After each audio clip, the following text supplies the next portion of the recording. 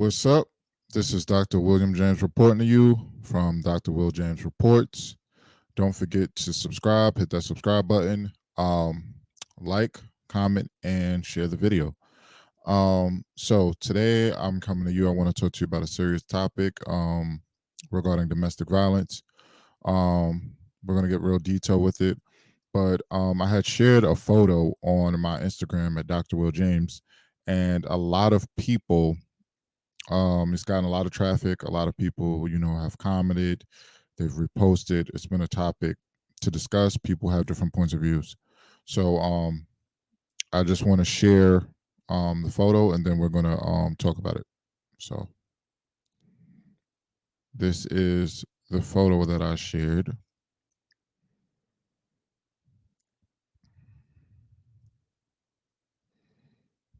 So it says, man says that he will not step in if his baby mother is being physically abused by her new boyfriend because it's not his responsibility.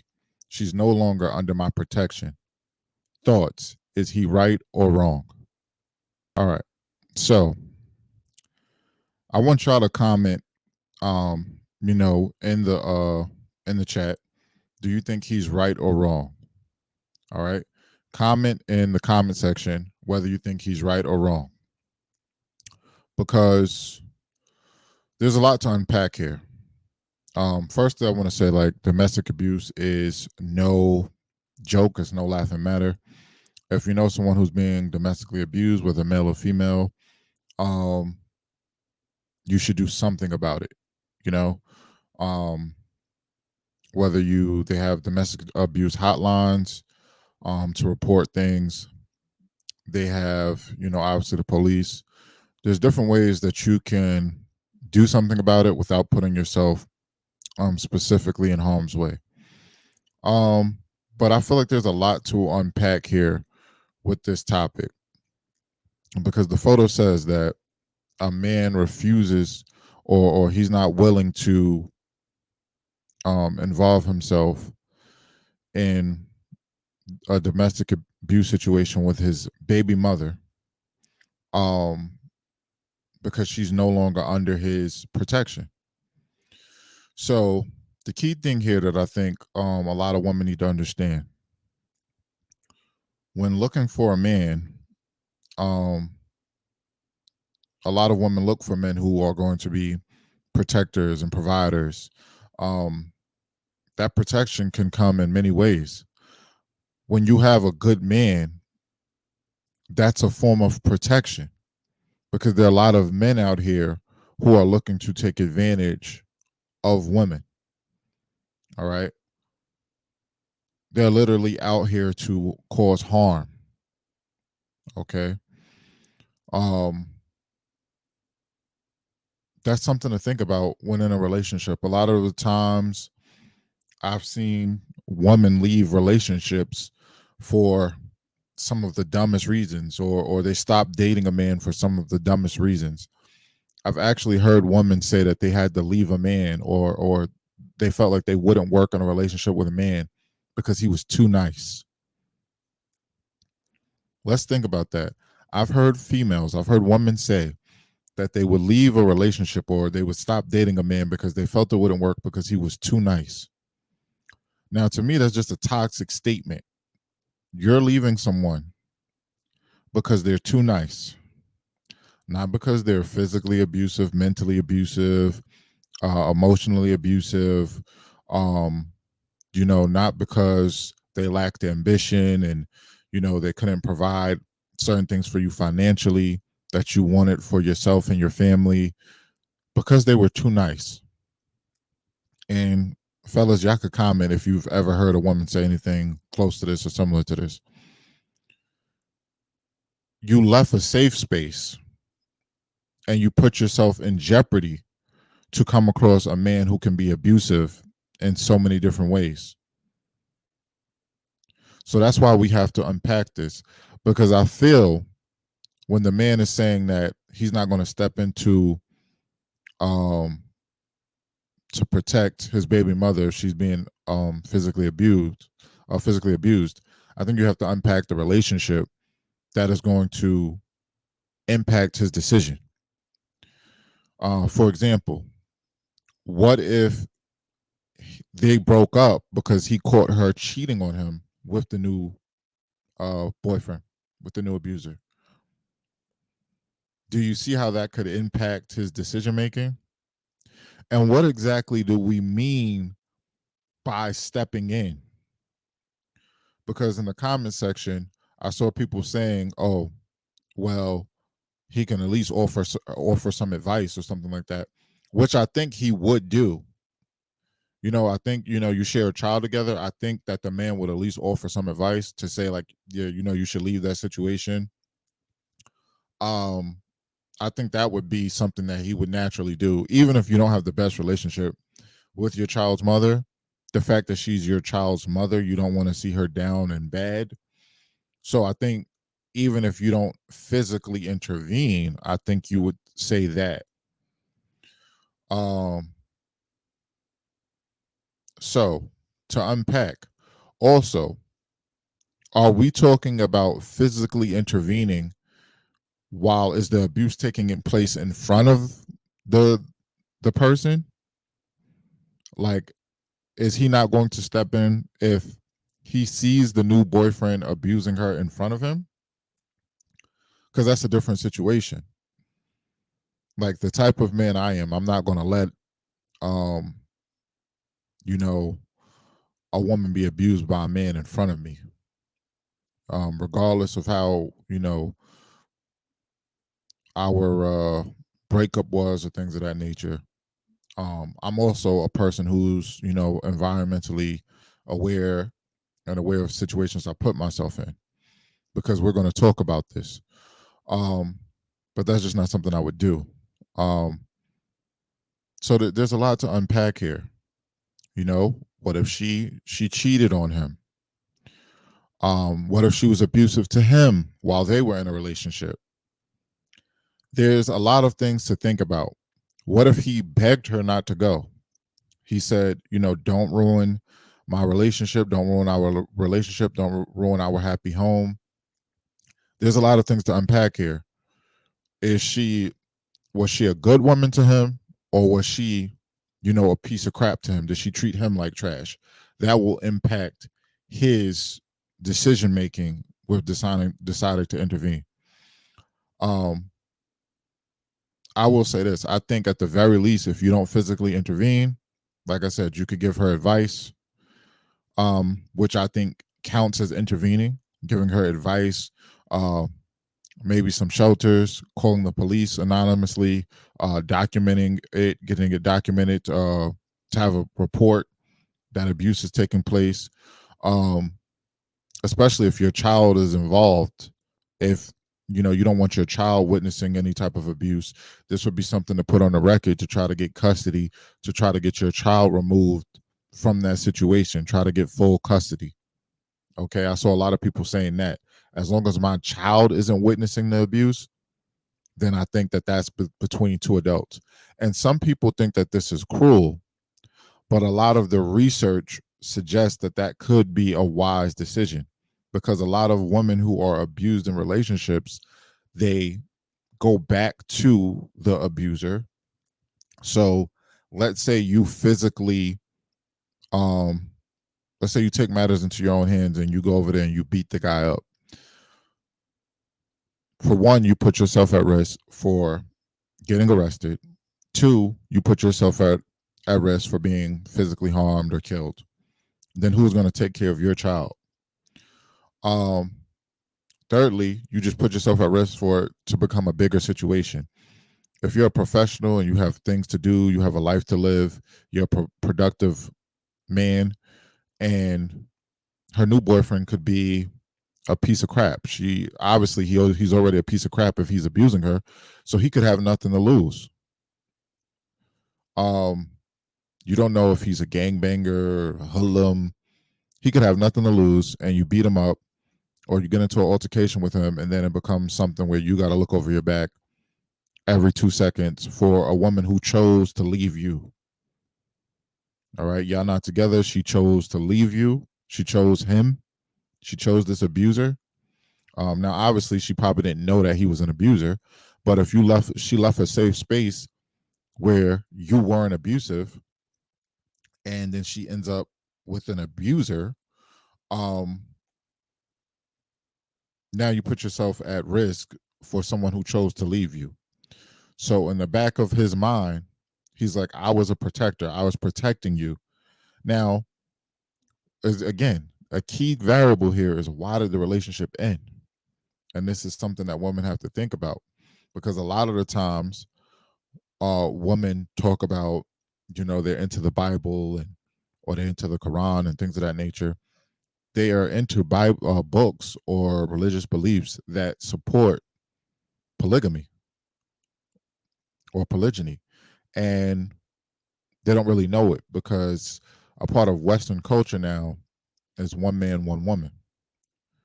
So obviously, I think this is something that should be discussed with your partner as to whether you're going to have you know uh, a polygamous type of relationship or you're going to be more monogamous. Um, but that's something that should be discussed. But it depends on why you broke up with the person. But like I was saying before, in many situations, these people go. These are these people end up with Stockholm syndrome. So they develop some sort of affection for their abuser, and they lie. There's been situations where they lie and they say they're not abused. Um, it could be a situation where they become so fearful that they don't want to report anything. You try to tell the police and they lie. Now, you won't be in trouble in that situation. Well, that's why I think it's a safe space.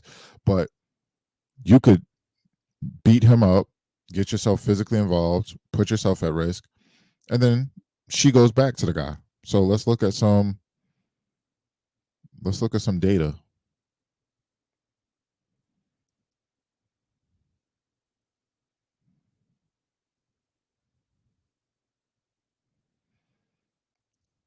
So here is some data from Missouri State. This is from a master's thesis, I believe, MSU graduate thesis, returning to abuse relationships related and predictive factors, spring 2017. Rachel Swadley, Rachel Swadley. Okay,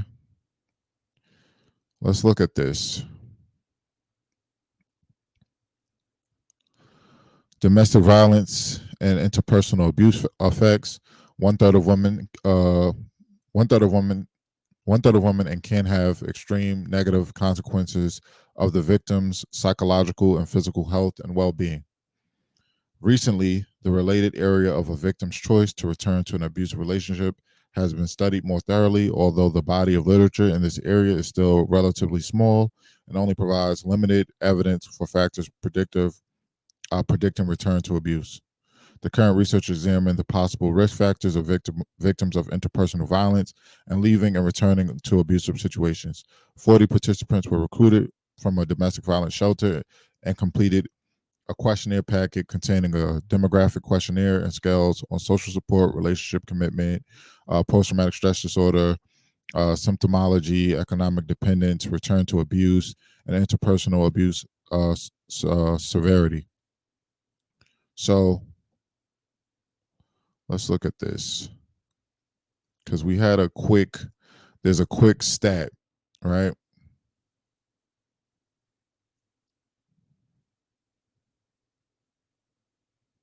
So survivors of domestic violence often experience higher levels of mental health related issues, injuries, and physical ailments than the general population. Where is it? So IPV stands for interpersonal violence.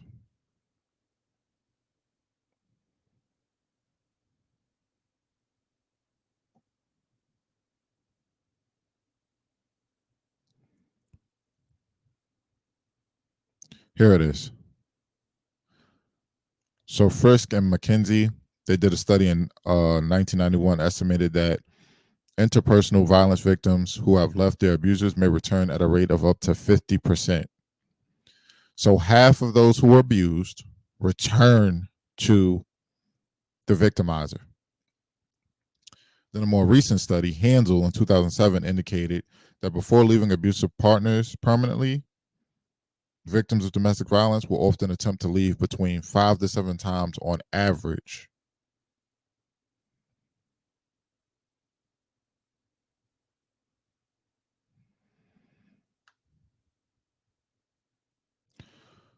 Sullivan in 2005 reported that from a sample of IPV victims who left the shelter, between 37.4% and 48.7% experienced later abuse.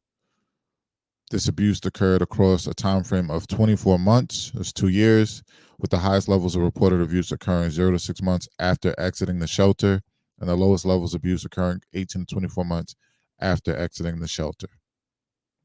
So I'll just stop sharing that to unpack that for a second. 50% return to an abuser.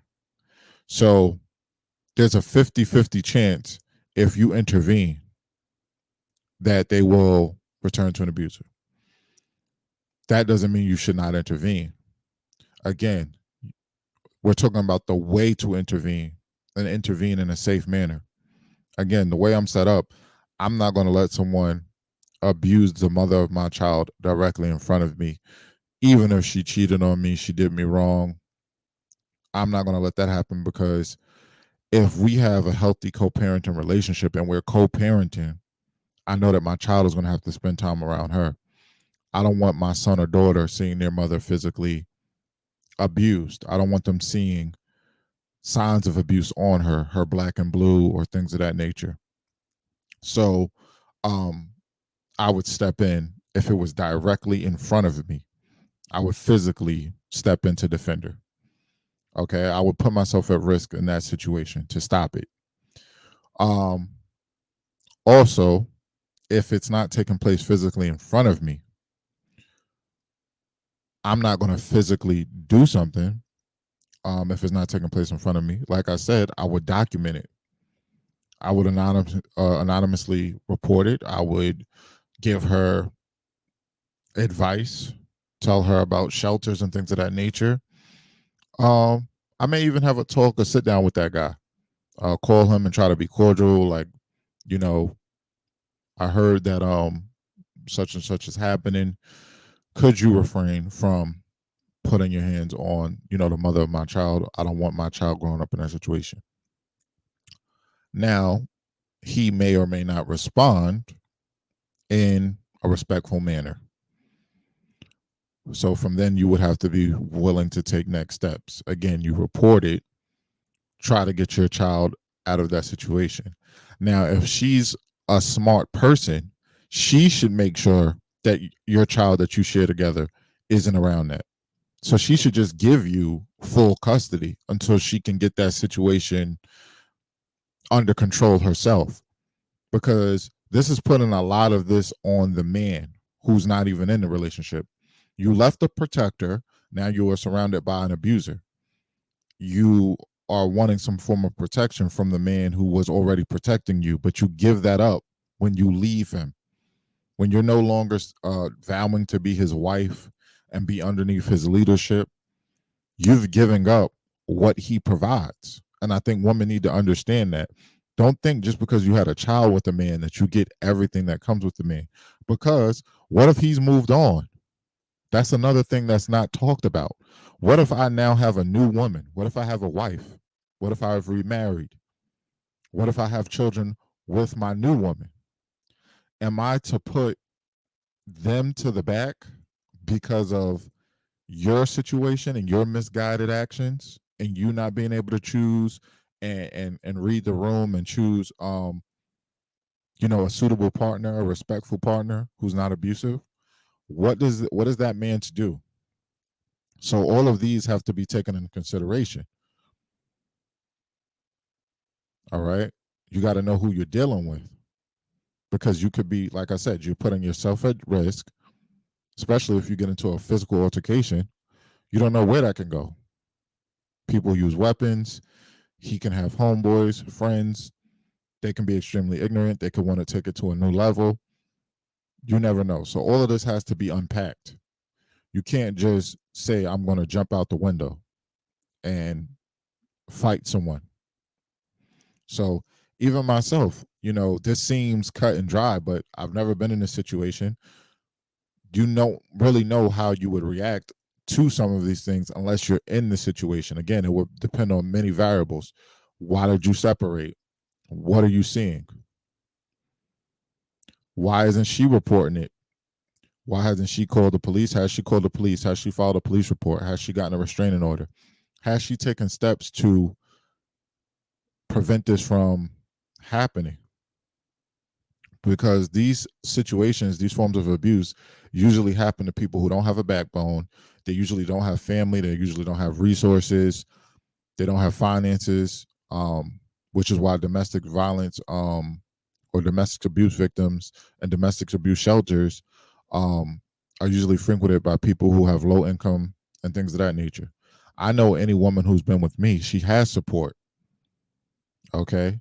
I know she would at least have support from myself and my family, and my child would have the support. So a lot of the times they don't want to leave because they're fearful of what will happen with their children and the children's schooling, and things of that nature. So if you're in a situation where it's your baby mother, right? And it also depends on if she has children with the new abuser. Do they have children together, or is it just she has one child, one or two children that she had with you, and now she's just dating someone new who's abusive? There's a lot of variables. There's a lot of things to consider. People have to think about before people thinking he should just intervene. Okay. Um, I know she should say, take our children. I don't want our children around this abuser. And I would gladly take my children and take care of them. And again, I would take steps. I would give her the advice, even if I don't physically intervene. Again, it depends on if it's happening directly in front of you. But I definitely wouldn't want my children around that. And she shouldn't either. As soon as I see that, I would say my children aren't going to your house ever again, or not until the abuser is no longer around. So I would put pressure on her to get out of that situation. I would make sure she's out of that situation because my children aren't going around no abuser. If he would put his hands on her, he will put his hands on my children. And I can't have that, because then that's just going to make me do something irrational. That's going to make me do something that's going to, get me in trouble. Because if you touch my children, then all bets are off. Okay? That's okay. I'm incarcerated. You're not going to touch my children. Okay? The baby mother, that's up for debate. My children are not up for debate. As soon as you touch them, I'm touching you. Okay? In the worst way. So, this is something to really unpack, and this is why you have to really be careful when you're choosing a partner. Men, you have to be careful when you're choosing a partner. Is she someone who's going to be submissive? Is she someone who is going to be there for the long run? Now, obviously, you can't treat her all types of ways. You need to treat her properly. But sometimes, you pick a partner and then you find out she's not who you thought she was, and she's one who didn't really want, a household. She didn't really want to settle down. She really wasn't done with the streets. So she runs back to the streets and there's nothing you could do about it. And then you put yourself in a situation like these type of scenarios where she, you got to let her go because you're not going to be walked all over. You put your feet down, and now it's this type of scenario where your children are involved and you have to do something, right? So there's been scenarios where you know people have intervened with couples on the street. I remember one time there was I seen I've seen personally people intervene in domestic violence situations, and a guy will jump in, stop it, and then the woman stays with the man. Now, again, We can't. Something has to be done to stop an abuser, whether it's a man or a woman. So you should intervene. Again, intervention can look like different things. Call the police. Be a witness. Say that you saw the person being abusive. All right. Things need to be done. If you see a woman being abused and you see her running for her life, as a man, you should step in and do something. Not every man is built in to protect. I'm built in, I'm built for that. Okay. I have a license to carry, things of that nature that help me in that situation. I'm also a martial artist. But again, it depends on scenario. You have to be willing to put yourself at risk for certain things. You know, if you intervene, he may have a weapon. It can get to a point where you may have to delete someone. So, it's a lot to unpack. It's a lot of things with this scenario. You can't say he's wrong if the person left from underneath his fold. If the person left while you're with me, while you're mine, while you're my wife, we're together. You are my responsibility. You're no longer 100% my responsibility if you decide to leave me for someone else. So I think that that needs to be understood. There are ways to work the situation out. The number one priority is that the kids are safe. We have kids together. The number one priority is that the kids are safe. Okay. My kids are here. My kids are with me. My kids are staying with me while we figure this out. Again, I could have a new woman. You can't stay with me. My wife may not be okay with my ex staying with us. You can't stay with me. My kids are safe. My kids can stay with me. Even if I have a new woman, she's going to understand that. You, I'm going to help you. I'm going to file a police report. Here's a domestic abuse shelter. You can go stay there. Um, we can report this. We can do things. I can help you in that way. Okay, that may be what intervening could look like. Number one priority though is the kids, and I think prevention is better than cure. All right, I can't think of a scenario where I'm going to physically see her being abused in front of me before me knowing about it. So if I hear about it or she comes to me and say, "Can you help me? My new boyfriend is abusive." Okay, here's how I'm helping you. I'm going to report this now that you've told me. I'm going to call the cops. I'm going to see what we can do. I want to put this report on file, on record that I've called, something that we can track and tell a lawyer. Here's a domestic abuse shelter. And then they also can provide you with that. And you need to file for a restraining order against this person because they've been abusive. If you have any evidence of the abuse, we need to document that. We need to take pictures, things of that nature. But my kids aren't going around you or that situation. Till you get that figured out, you come visit them over here at my place, and they're not going back around that. And I think that's the best and safest way to intervene. But as it says that he said he's not stepping in if she's being physically abused. So what that would depend on what stepping in means. I think what I just stated is stepping in. Now, if he's not doing that, what I've just stated, I think that's crazy. But doing that, I think is enough of intervention. And I think that's the safest way to keep everybody besides the abuser out of, jail, prison, or, at risk for a violent retaliation. Another thing that I wanted to share, I'll share this real quick. There's another document.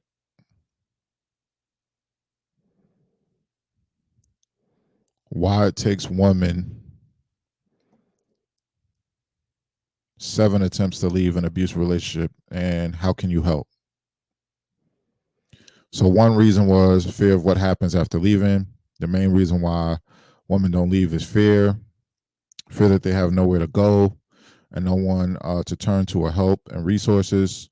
Oftentimes, their partner has isolated them from their friends and family, who they would normally look to for support. So, women should also notice this as like a red flag, right? Women should notice this as a red flag. If someone is trying to isolate you and telling you, don't speak to that family member, don't speak to that friend, um, they're trying to move you, like physically relocate you away from them and put you on an island by yourself, you should maybe consider that a red flag. You should sort of know what's going on in your relationships. Shame of compromising a positive couple image. Oftentimes, the reason women don't leave abusive relationships is not much of fear, but shame. So some women want to portray like they have a perfect relationship so that they don't leave. Now, that example, that's just ridiculous. You shouldn't care too much about the public image. You should care about your actual health and wellness, especially if you have children.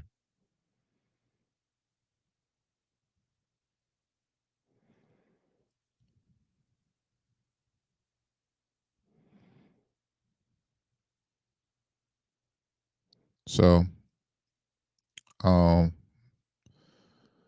stop sharing that. Yeah. So I've went over the topic. Y'all can let me know what y'all think. Is the man wrong here? Think about all of the variables and all of the things that I broke down and the things we have to think about. Why did they break up? What was she abusive to him? And is it just karma? Um, who has full custody? Um, is the man remarried? Um, does the man have children of his own? Does she have children with the new man? There's so many things to unpack. What exactly do we mean by stepping in?